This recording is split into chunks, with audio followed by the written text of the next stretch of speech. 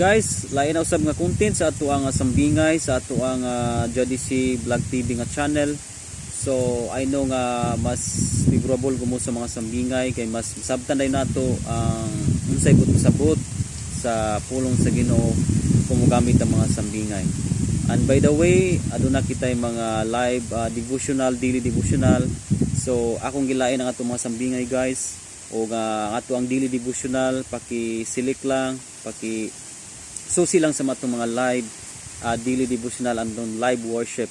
And doon na po tayo mga pangutana, doon na po tayo kung bago pa ka nini nga channel, and I know nga karon pa ka naka-click, so and I invite you nga paki-subscribe lang para ma-notify ka sa mga next pa natong mga sambingay. Natay mga daghang mga sambingay, but every day or kada gabi di ay gina-upload na ako ang atong sambingay. So usa lang sa kada adlaw, usa ka sambingay ang ato ang ma-upload. So doon na tayo duha ka sambingay na sa ubos, pakisusi lang sa mga sambingay, and apat tayo daghang mga sambingay. Okay, so kung kuan pug ka nagbulong pug ka mga videos about sa 7 last word, labi na kay coming na to ang gitawag og Holy Week. Aduna po tayo mga videos about sa 7 last word, and every word adunay mga explanation sa kada pulong. Okay, so pakisusi lang sa atong mga videos diha, no? Imo lang nang scroll up na daghang mga videos diha nga mogawas. Okay, so karon adto tas kung sambingay ug kani nga sambingay kay kalabanan man guro daghan kay mga Kristohanon nga kusog kay mo tagaw-taw. Kanang word nga tagaw-taw, another term is kaning likramo, kusog malikramo, bagulbol, okay? Kusog nga kana bang magbagutbot ba? Muna yung mga terminuha nga gigamit sa Biblia, no, tagaw-tawan, okay? So para mas masabtan nato ni kay mao man kalabanan gyud nga mahitabo bisan Christian adunay mga pagbagulbol sa ilang kinabuhi, no?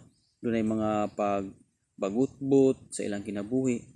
So ato ning gaman og mga sambingay, actually disclaimer lang nini nga sambingay. So para mas masabtan nato inaani ang senaryo sa mga sambingay. Dunay usa ka tawo nga gasigi sa likramo, bagulbol siya, bagutbot siya, kay dili siya kauyon sa gibuhat sa Ginoo. O matud pa niya nga naunsa man ning Ginoo nga naghimo siya mga katanuman dili man bagay, kay gatan-aw siya sa kalubasa dako kayo og bunga, unya kuyang kayo ang iyang balagon. Okay, so in short, dili siya dako og balagon, unya dako siya og bunga. Okay, unya pagkakita niya sa lumboy, no, isa man nakailag lumboy, siguro mga Bisaya kailag yung taglumboy. Ani bang bunga sa lumboy, mahinog man na siya, color itom or violet. Kita niya nga namunga na, insya nga ikumpara niya ang kalubasa sa lumboy, insya nga tanawan ng lumboy, baling dako kayong kahoy ang punuan, dako kayong punuan, unya gamay lang kayong bunga. So nya na siya nga kung ako pa'y nahimong Ginoo, murag akong i-balance, ako nang ibaylo, pwede siguro nga ako ang ibunga nako sa lumboy is katong ingog kadakon sa kalubasa, no, iyang ipuli dito bunga dito, ang gidakon daw sa lumboy is mao kadako sa kalubasa. Unya dapat daw insya nga akong ibunga sa balagon sa kalubasa is katong mao gidakon sa bunga sa lumboy nga gagmay lang kaayo. Okay? And moto nga naa siya while ga likramo siya while ga bagutbot siya, naa sa ilalom sa lumboy. Kay mao man ganing example niya, kay naghangad siya sa bunga nga gamay man kaayo, nangangahinog na ba. And wala sa kabantay nga ano na dahil langgam dito sa ibabaw nga nanuhak sa maong bunga kay hinog, no? Galansiyang, isa man kailang galansiyang, no? So nanuhak among galansiyang, onya one of the fruit is na-attack sa iyaha. Okay? Natugdunan ang iyang pinaka kanin diri sa alituktok kaning ulo, no? Natugdunan sa maong bunga sa lumboy. So pagtugdo ni taguktok yang ulo, ana siya nga di man di ay mabasta-basta no ang paglikramo sa Ginoo.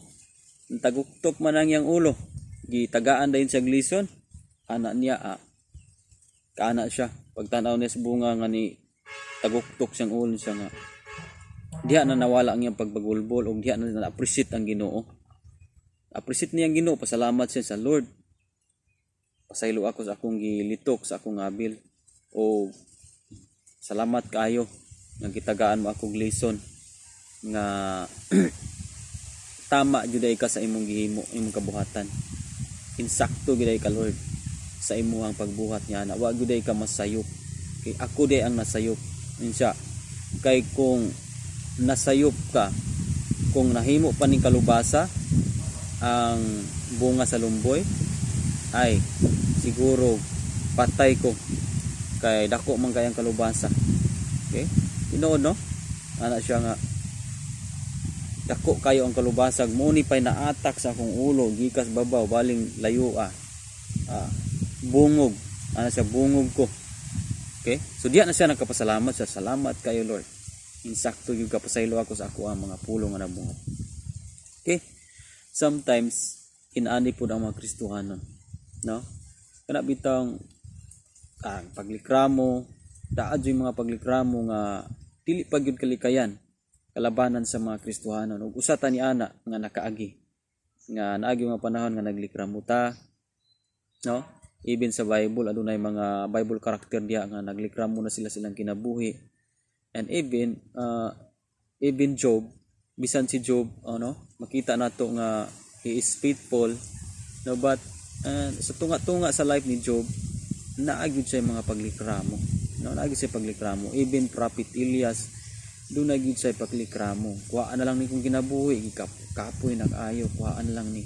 Okay, so it's normal nga naagid tay paglikramo, but doon ay mga paglikramo nga hilabihan na ka extreme ba, lapas na no.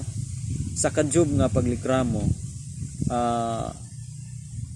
kuando siya kana bitang tinud-anay ang iyang paglikramo, kay at the end sa iyang story ang Ginoo ningon man nga matinud-anon si Job ug katong yang tulo ka friend dili mo matinud-anon noon.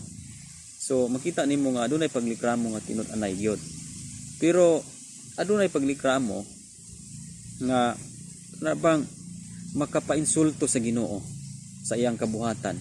Okay, sama nining nganong inani man akong dagway, nganong inani man akong ilong, inani man akong mata no, inani man ko gibuhat nilang mama, inani man ko unsa man ni nga asa man ko nang liwat kanang mga inana nga mga paglikramo, insulto kana sa pagbuhat sa Ginoo diha nimo.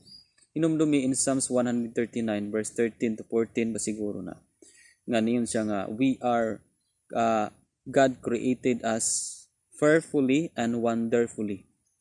Okay, gi-create as Ginoo nga kana yung ihad yung kabubuton giampingan o kanang kahibulungan ang iyang paghimo nato, and at the end kusog ta nga mulikramo at dili pagyud kay kana ra gibuhat sa kalabanang Kristohanon, kusog pagyud nga musaway sa ubang tao. Okay, sa mga itsura kusog nga manaway. So munang makainsulto na klase sa paglikramo. Muna nga instead nga kung unsay naa nato karon, unsay gihatag sa Ginoo sa tibok natong pagkatao, lawas kusog o sa atong mga itsura from head to foot, pasalamatan nato ang Ginoo no. Pasalamatan sa Ginoo nga gihimo ta sa atong kolor, sa atong panit, unsa man nga ato ang gitas-on sa atong ilong. Praise the Lord, pasalamatan nato kay we are created by God fearfully and wonderfully no. Unique kayo ang paghimo sa Ginoo sa ato so praise God sa iyang magpasalamat ta kano, kay mga taong dili mapasalamaton tagaan gyud naglison sa Ginoo. Kabalo ka kusog kang manaway, kusog usay ang tawo kusog nga manaway, and wa po siya kabalo nga ang ubang tawo gasaway pud niya. So kung sa imong gipugas maura pud ang atong maani. Muna nga matingala lang kasi imong kinabuhi nga naa man po yung mga points sa akong kinabuhi nga murag lain naman Okay, So dunay lesson dayong ihatag sa Ginoo. Tanawa tong usa ka tawo nagpatungod sa lumboy, likramo siya. Di unsay gihimo? Igamit ra ang langgam sa Ginoo, taguktok ang iyang ulo. Okay? Unsa man to? Tagaan sa lesson nga kinahanglan kung unsa may nakita nimo sa kabuhatan sa Ginoo. Dapat nga i-appreciate nimo, pasalamatan nimo ang kamaayo sa Ginoo. Okay? So kung unsa may kahimtang nimo karon kabalo, unsa man ang dagan sa imong kinabuhi, unsa may mga bad situation nga niabot sa imong kinabuhi, bad times and good times, unsa man ang mga klase sitwasyon. Okay? But kinahanglang i-appreciate nimo ang kaayo sa Ginoo, ang goodness sa Ginoo. Just appreciate the goodness of God and give thanks to Him, no? 1 Thessalonians 5:18, pagpasalamat kamo bisag unsay mudangat kaninyo, kay mao kini ang kabubuton sa Ginoo nga inyong buhaton. Mao kini ang kabubuton sa Amahan nga magpasalamat ta sa bisan unsay mudangat sa atoa. Okay? In everything give thanks to Him. Okay. So kung na-habit nato ang pagtagawta, paglikramo, pagpagulbol, now is the time nga mga tagpasaylo sa Ginoo. Lord, pasaylo ako. Tama ka o sakto ka sa imong paghukom.